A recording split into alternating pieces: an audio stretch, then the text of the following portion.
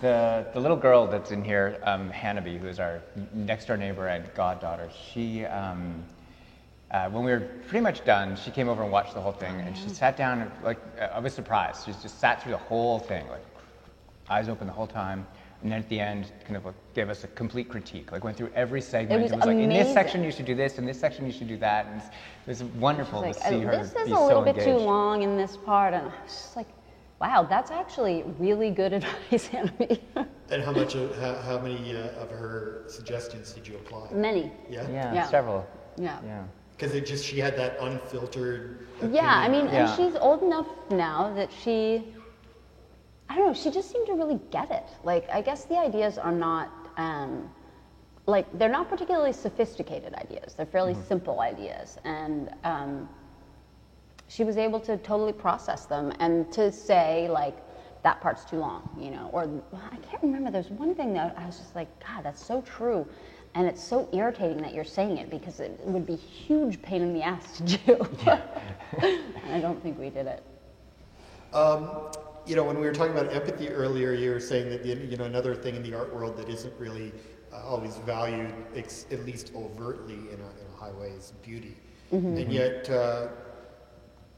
we run into beauty every single second or almost every frame of this video. I mean, it's, you know, to the extent that even the tapeworm, Yeah. I mean, you can make the argument that the tapeworm is like the most beautiful thing in the piece. And, you know, it's exuding beauty, it's dripping beauty. Beauty is important to you. Yeah. Beauty is important to us. Yes.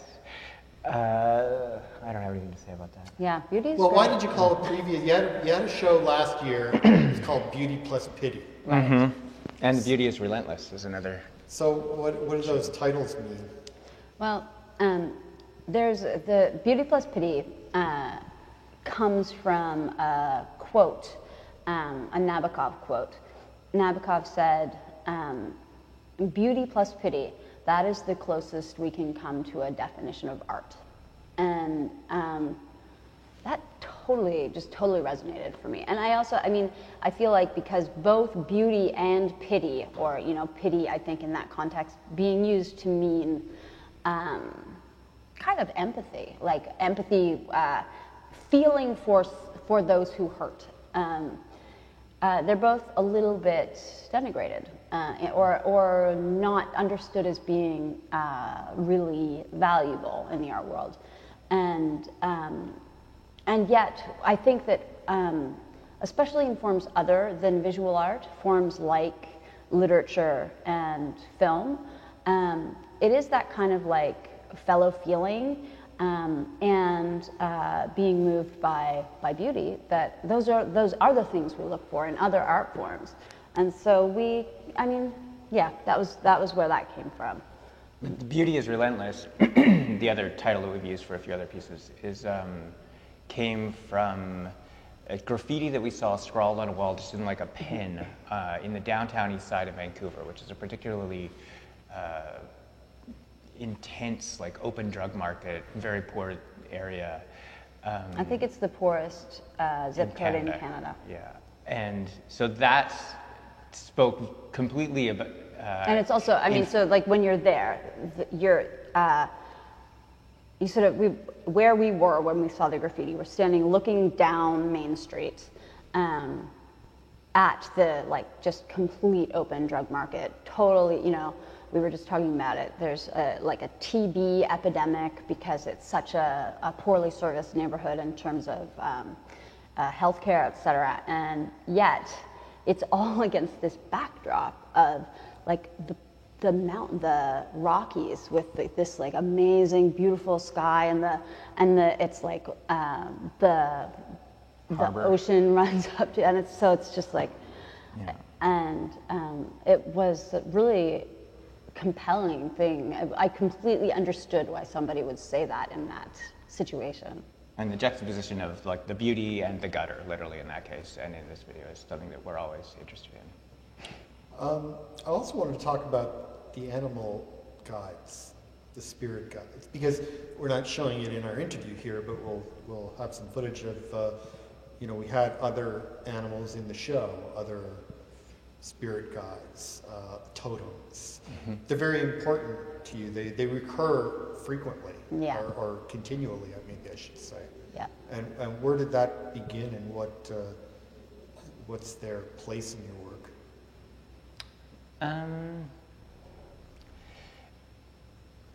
Animals are just easy to use because they can say things that we can't say ourselves, and in a way that other people will listen to them. If we say the things that the animals are saying, people won't listen to us. And people, I think animals, because they're so disparate from us, that people can bring a lot of themselves to them. Like we can have, like these characters, the two introduction characters, they're really incredibly flat. Like they don't have a lot of background interest. They're just like cardboard cutout characters, and people can bring a lot of their own stuff to them in a way that they can't with live action. I think also animals are interesting and important to us because this is sort of what you're talking about. We have really powerful visceral feelings about animals, and many of those feelings are like feelings of longing and kind of like idealization. We see animals as innocent, and that being able to use a voice in a way that bespeaks innocence, that's not something. It's really hard to create an adult character who a viewer will understand as innocent. But both children and animals can bring that kind of voice, and that makes them really useful narrators. Because no matter what, the audience will hold them blameless. Yeah. Mm-hmm. Yeah. And God, too, I think, functions the same way in our work, as being like this, a repository that is like a lot of the attributes that our God in our videos has are human attributes, and they wouldn't be tolerated in a human in our videos. It would just be, the characters would be irritated, could too easily be irritating if they were adult humans.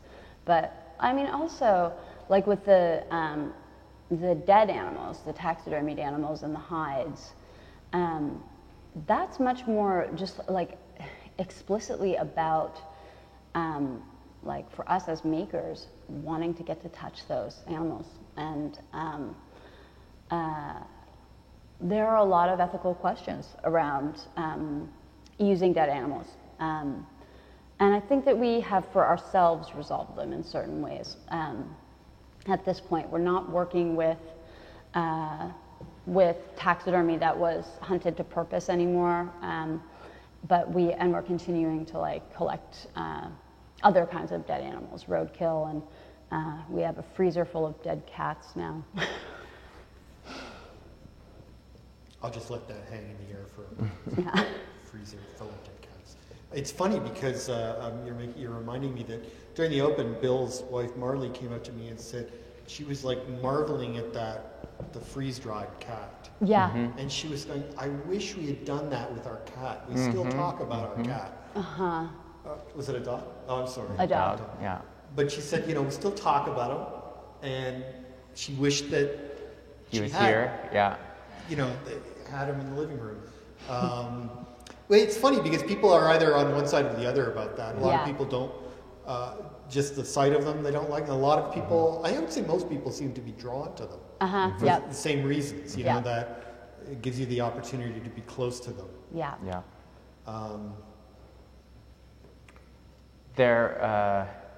I think there was two. No, I think one of them didn't get actually put out, but we have two that we brought here to put in the show. One is freeze dried. It's a small kitten that was our kitten that was killed that we got taxidermied, and the guy who did it, when we went to have it done, the reason we got it done with him is he had the larger gray circular one, which I think is probably the one you're talking about. The larger gray circular one is beautiful and gorgeous and amazing, and never got picked up by the person who had dropped it off.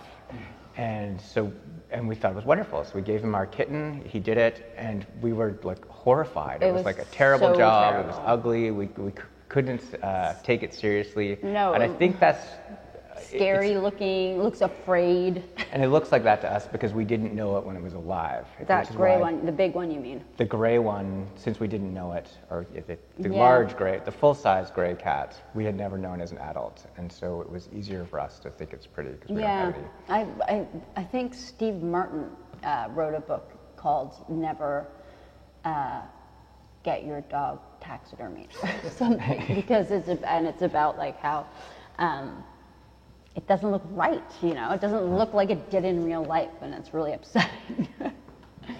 You know, future researchers that are listening to this tape in the fancy Hall Walls archives Right. are gonna chide me if I don't ask you about the title for the show.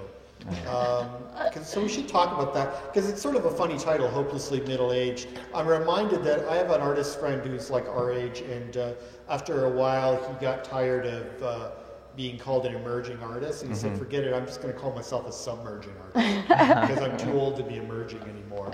And so there's sort of like an art world gag in there, but I think there are other things going on too, because you know, the work as a whole is going into much bigger themes. So how did you end up with that title? Because the title could have been Here's Everything, which is the name of the main piece. I don't think we had the title for the real video when we had to come up with the title for the show. So I think we were like, you know, just batted a couple of ideas around, and we're like, oh, I guess. And Mike Holboom, who is one of the other artists in the show, who is about 50, just hates the title. But you know, like this is my 40th birthday, and so this year has been a year when we've thought about middle age a lot. And I guess the show is called Hopelessly Middle-Aged because it seems like a better idea to accept our middle-agedness than to try to fight against it. So we're just acknowledging that we're hopelessly middle-aged. Well, 40 is the new 29, so don't worry about that. Great. But yeah, let's talk about Mike and Danny, because you know I had invited you guys to do a residency project, and it was very interesting to me that you kind of sort of paid it forward in a sense and invited two other artists to your home to do like a mini residency within the larger residency construct. And so why did that occur to you, and why were you interested in Mike Holboom and Danny Leventhal? Mike has been an inspiration to us for a long time now. He was one of the first time we ever showed in an actual exhibition space. He was the one who programmed it. Or not exhibition space, in a festival, yeah. The Images Festival in '98, I think. Yeah.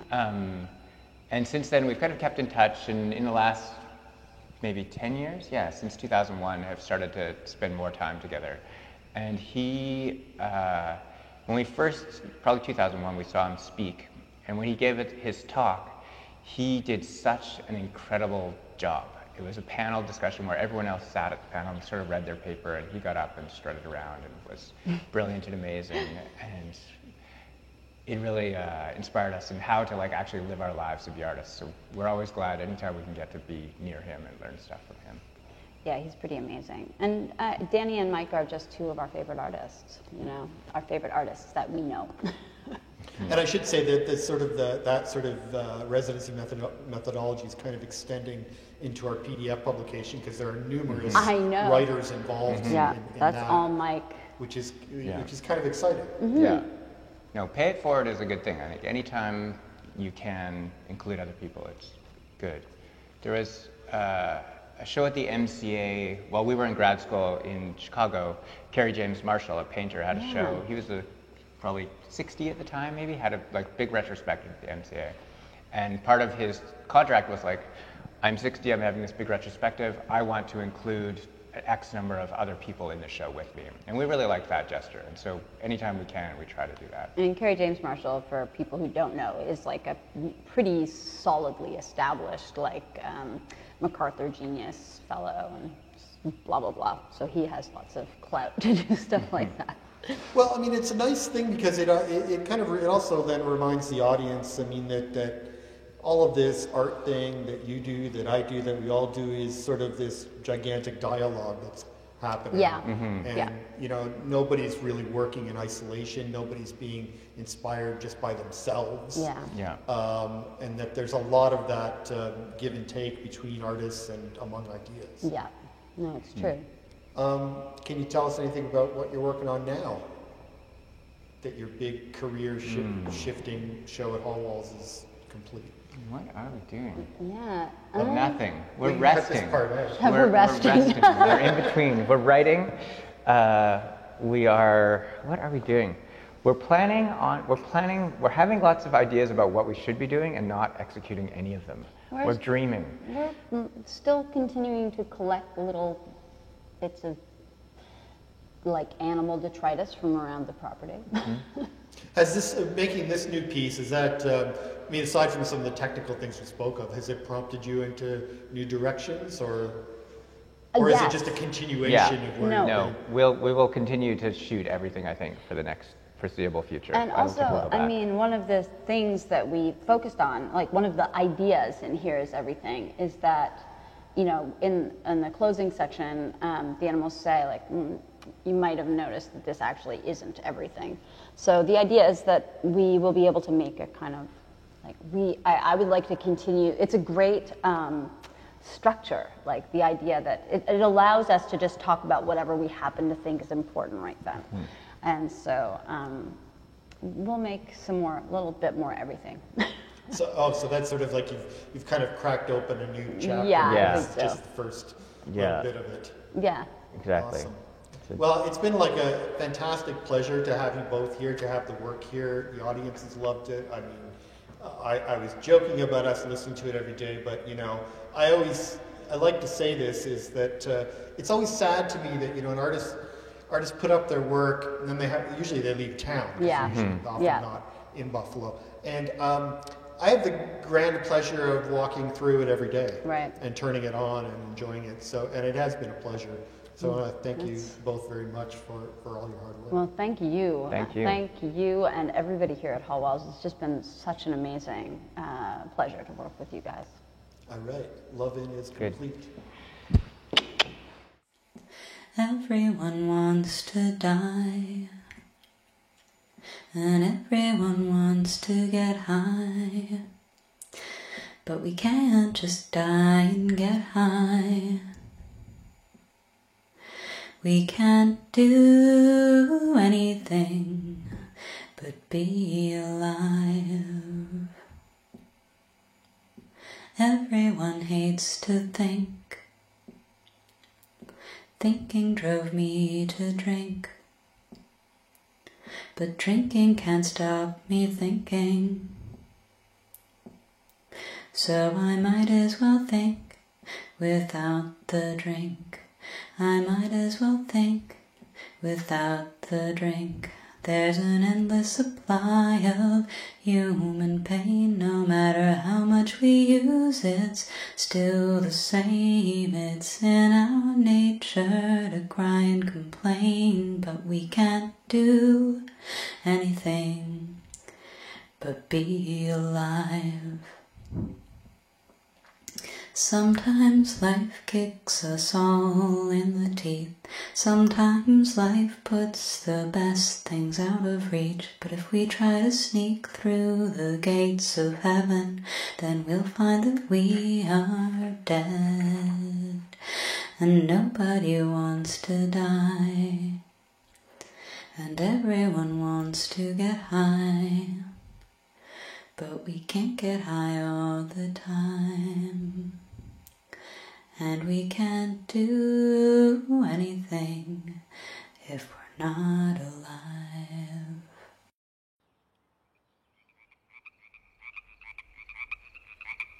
Well, that's all we've got for now.